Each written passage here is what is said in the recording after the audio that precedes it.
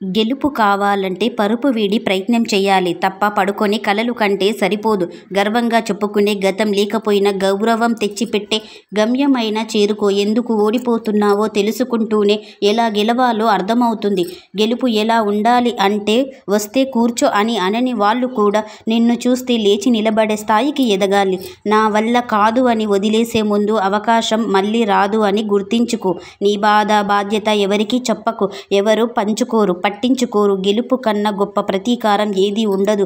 నాకే ఎందుకు అనుకుంటే నువ్వు మాత్రమే దాటగలవు అని. ఏమో పరిగెడితే కూడా అందని గెలుపు కోసం కలలు కంటున్నావా? ప్రతి ఉదయం లే, పోరాడు అని ఎవరు చెప్తారు?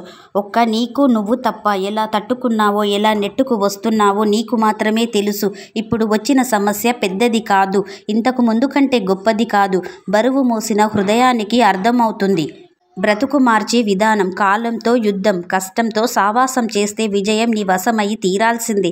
బలంగా నమ్మితే సరిపోదు, బలహీనతను వదిలితేనే బ్రతుకు మారుతుంది. వర్తమానం వేధిస్తుంది అంటే భవిష్యత్తు బాగుంటుంది అని అర్థం. రేపు నిన్నలా ఉండకూడదు అంటే నేడు ఎంతలా కష్టపడాలో ఒక్కసారి ఆలోచించు.